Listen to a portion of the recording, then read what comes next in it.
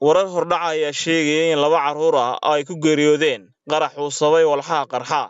balse inta la hubo hal qof oo carruur ah ayaa ku dhintay 18 kana oo ay ku dhaawacmeen oo 5 ka mid ah isku qoys yihiin qarax miino walxaha qarxa oo maanta ku qarxay dad ku nool kaan barakacyaal oo ku yaala degmada Dhacday ee gobolka Sool dadka ku dhaawacmay qaraxaasi ayaa la dhigay goobaha caafimaadka ee degmada Dhacday iyo sidoo kale magaalada Laascaanood shilkan ayaa waxa ka warbixiyay dad goobjoogayaal oo ku sugnaa kaamka barakacyaasha ee qaraxaasi ka dhacay meesha neef xoolaha baa lagu qalay dumarkay carruurta waa dul hoganayeen marka meesha masiibahan hore loo arki jirin baa ka dhacday marka waxaan u sheegaynaa madaxda gobolka Sool iyo maamulka inay meesha xaqiijiyaan oo hubiyaan oo nala arkaan dhacdada dhacday raadadkii bira yar baan ururinay baashan yaacada la yiri markii de waa F1ta qaraxa markaanu maqlay baan ku soo yaacay aagaas ilaa loo gaaro meesha la yiraahdo dabaqallo iyo meesha la yiraahdo Soolka tuula samakaab inta u dhaxaysa oo ilaa abeesalaya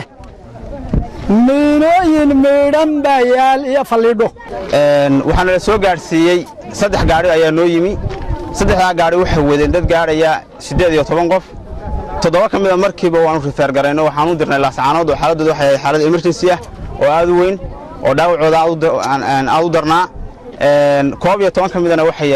yaalaan MCH-ka oo aan ku daaweynayna wax astaama kuma arag oo cadeynaya waxaan ku dhacay waxa weeye dadkaas waxa weeye faleedho aan ku soo gurno oo kale sidii faleedho oo shingad aad moodayso oo kale waxaan ku wacyigelin lahaa kaamamkan iyo dadka meesha yaalana waxyaabaha markay arkaan meelaha yaalo oo kale inay ciidanka ammaanka soo wargeliyaan sidoo kale taliyaha qaybta booliska gobolka Sool oo goobtaasi gaaray ayaa dhankiisa ka hadlay dadka maanta waxa weeye dhibaato soo gaaray dib weyn baa soo gaaray waxa weeye masiibo ku habsatay